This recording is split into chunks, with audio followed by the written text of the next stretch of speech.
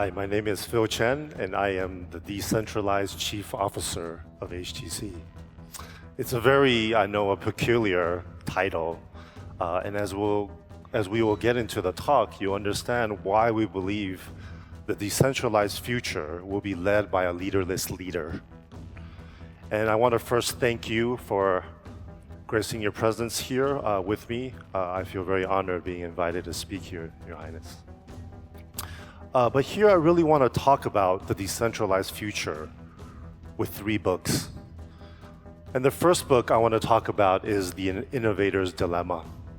And this is a very well-known book in the Silicon Valley. And one of the things I learned most in my 20 years in the Silicon Valley was that companies fail not because they're inefficient. They fail to innovate because they're efficient. Because they're so efficient at one thing, because they're so efficient and so concerned with their bottom line, that they fail to realize the next big thing, the next big wave. And we all know this chart very well. You know, in 2008, these were the top 10 companies. In 2018, these companies completely changed. Why?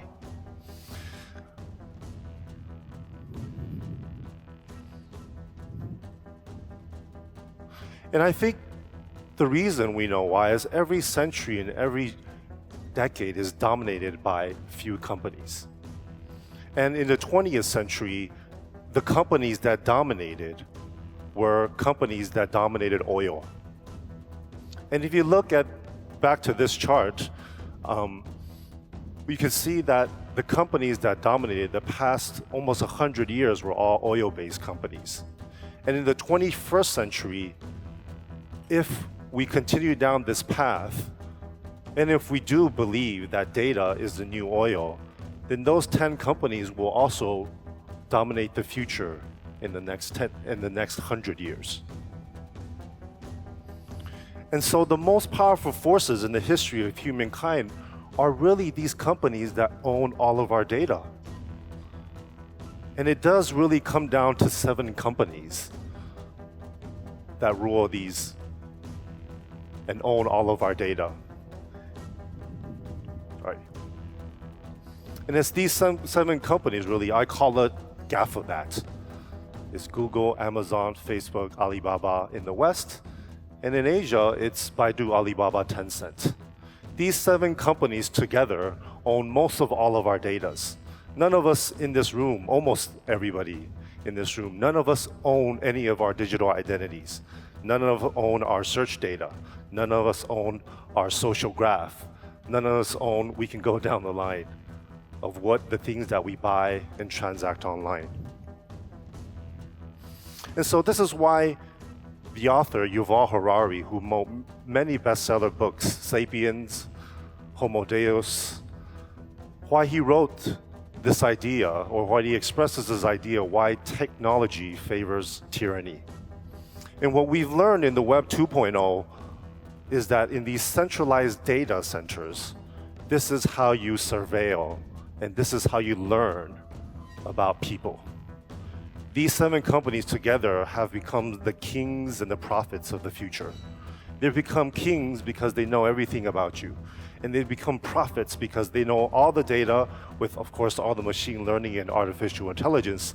They can predict what you buy, who you talk to, and where you search for. And I find this image very telling. This is, of course, Mark Zuckerberg launching the Oculus in virtual reality. Everybody in the room is blinded and has these headsets and into the Oculus world.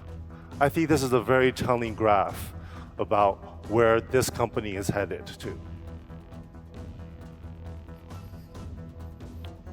And hence we get to the second book, 1984.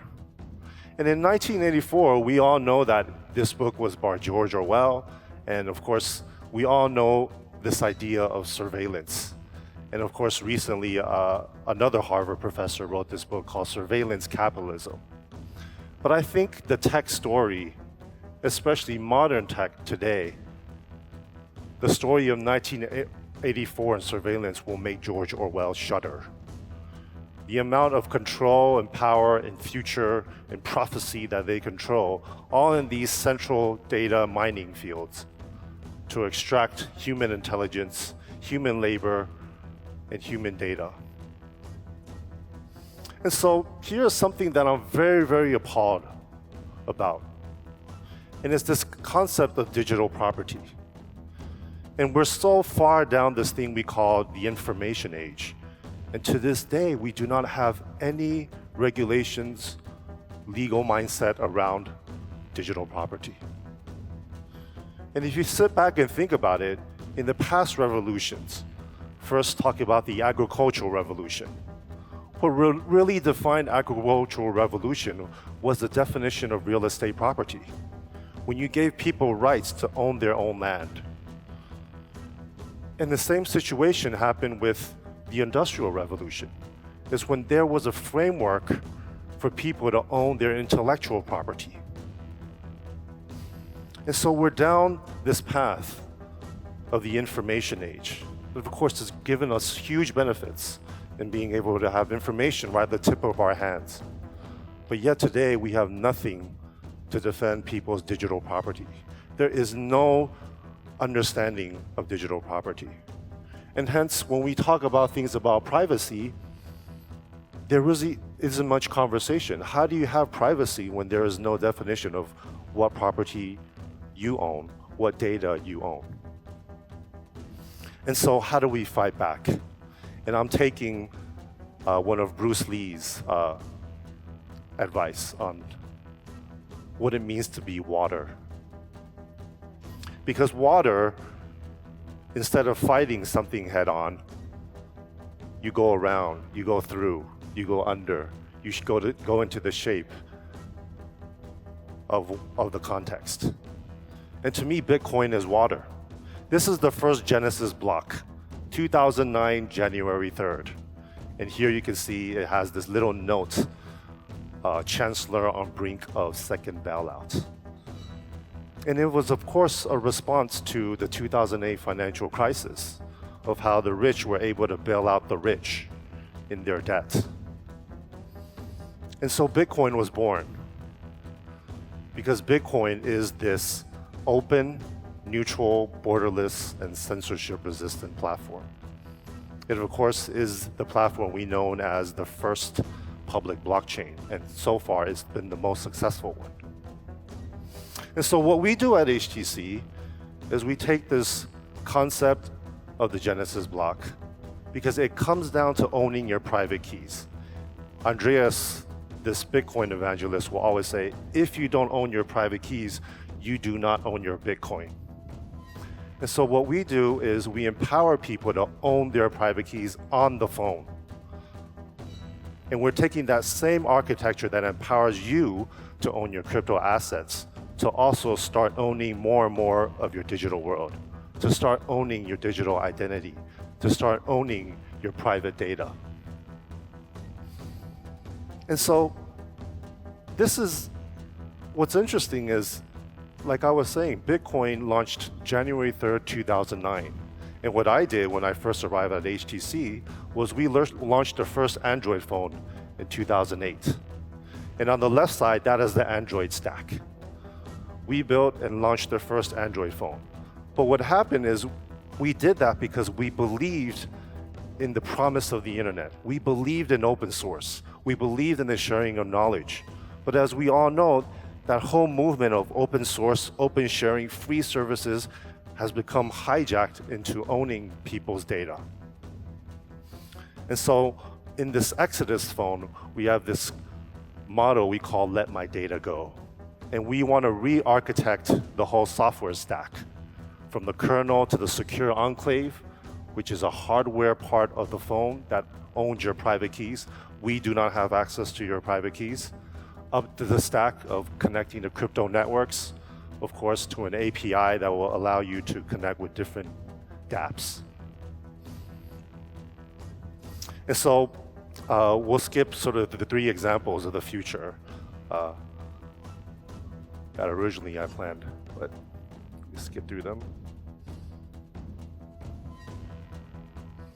It's just quickly, is everybody with a decentralized future, anybody can be an ATM, anybody can be their own data marketplace, anybody can be their own telco. And so I just want to end with this. We call it the Exodus because Egypt, and of course the pyramids, was one of the greatest monuments ever created. The pyramids were created by a centralized power and authority. But that power and authority, which is an empire, that what we understand as empire, how they took power, how they were able to control their people, was an empire of stone. And as we know, if we read the story of Exodus, we know that Moses was the opposite. Moses, like Bitcoin, he was the master of water. And so I want to end with this final book by Yvon Chouinard. He is the founder and CEO of Patagonia. He wrote this book, Let My People Go Surfing. And it comes down to this idea of the decentralized future, because I don't see myself as a captain in this Exodus boat leading sort of this decentralized future or the internet. But I am a fellow surfer, recognize that this decentralized future is coming, and inviting you to join and ride this wave. Thank you.